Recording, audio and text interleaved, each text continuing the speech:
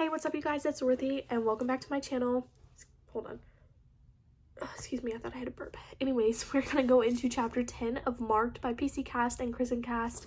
So let's get right into this video. This video may contain sensitive topics and foul language. If you do not wish to continue, I suggest you click off the video now. You have been warned. Chapter 10. I keep thinking that Herbius is eventually going to bring Aphrodite down, Damien said. Herbius, Stevie Ray explained, having godlike arrogance. I actually know that one, I said, still staring at Aphrodite and her mob. We just finished reading Medea in English class.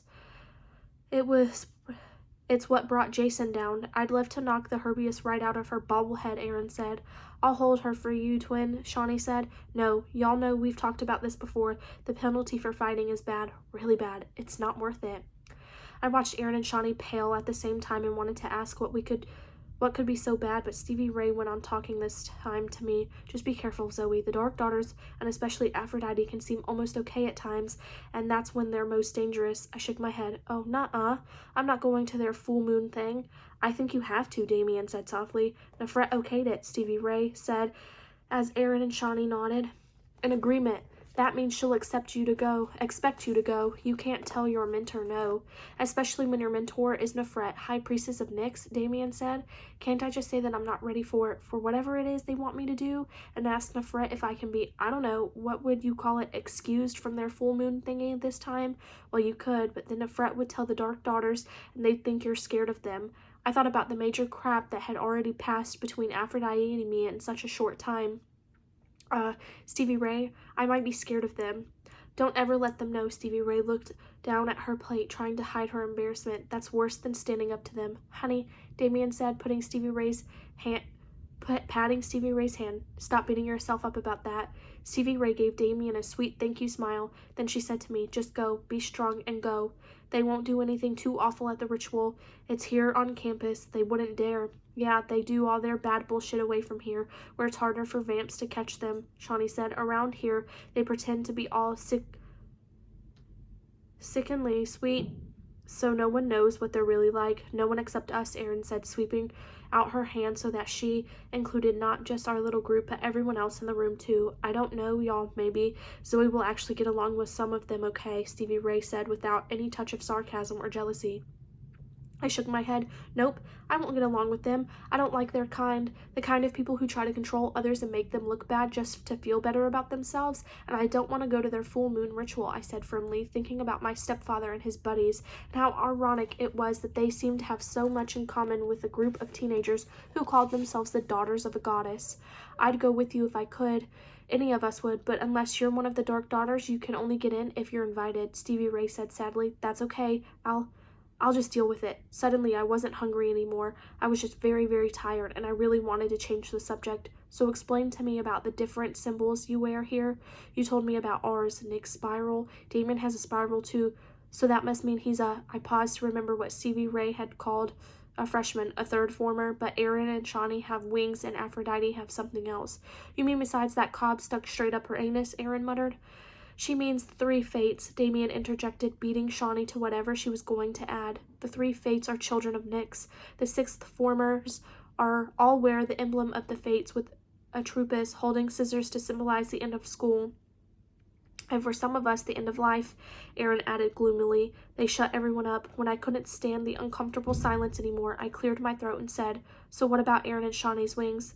The wings of Eros, who is the child of Nyx's seed. The love god, Shawnee said, adding a seated gyration of her hips. Damien frowned at her to keep talking and kept talking. The golden wings of Eros are the fourth former symbol. 'Cause we're the love class, Aaron sang, raising her arms over her head and shimmying her hips. Actually, it's because we're supposed to be reminded of Nyx's capacity to love, and the wings symbolize our continuous movement forward. What's a symbol of fifth formers, I asked. Nyx's golden chariot pulling a trail of stars, Damien said. I think it's the prettiest of the four symbols, Stevie Ray said. Those stars sparkle like crazy. The chariot shows that we continue on Nyx's journey. The stars represent the magic of 2 years that have already passed. Damien, you are a good little student, Aaron said. I told you We should have gotten him to help us study for the human mythology test, Shawnee said. I thought I told you we needed his help, and anyway, Damien shouted over their bickering, that's about all there is to the 4 symbols and classes. Easy peasy, really. He looked pointedly at the now silent twins. That is, if you pay attention in class instead of writing notes and staring at guys you think are cute. You're really prudy, Damien, Shawnee said, especially for a gay boy, Aaron added. Aaron, your hair's looking kind of frizzy today. Not to be mean or anything, but maybe you should think about switching products. You can't be too careful about those kinds of things. The next thing you know, you'll be getting split ends. Aaron's blue eyes got huge and her hand went automatically to her hair. Oh, no, no, no. I do not believe you just said that, Damien. You know how crazy she is about her hair. Shawnee started to puff up like a blowfish. Damien, meanwhile, just smiled and returned to his spaghetti, the perfect picture of innocence. Y'all, Stevie Ray said quickly, standing up, pulling me with her by the elbow. Zoe looks beat. Y'all remember what it was like when you first got here? We're going back to our room. I have to study for the VAMP sociology test, so I probably won't see you until tomorrow. Okay, see ya, Damien said. Zoe, it was really nice to meet you. Yeah, welcome to Hell High, Aaron and Shawnee said together before Stevie Ray pulled me out of the room. Thanks, I really am tired. I told Stevie Ray as we backtracked through the hall that I was happy to recognize as the one that would lead to the main entrance to the central school building. We paused while a sleek silver-gray cat chased a smaller, harassed-looking tabby across the hall in front of us. Beelzebub, leave Cammy alone. Damien is going to rip your fur out. Stevie Ray made a grab for the gray cat and missed, but he did stop chasing the tabby and instead streaked back down the hall the way we just had come. Stevie Ray was frowning after him. Shawnee and Aaron need to teach that cat of theirs some manners. He's always up to something. She glanced at me as we left the building and walked out into the soft pre-dawn darkness. That cute little Cameron is Damien's cat. Beelzebub belongs to Aaron and Shawnee. He chose both of them together. Yep, it's as strange as it sounds, but after a little while, you'll be the rest of us and start thinking that they might really be twins. They seem nice, though. Oh, they're great. They bicker a lot, but they're totally loyal and will never let anyone talk about you. She grinned. Okay, they might talk about you, but that's different, and it won't be behind your back.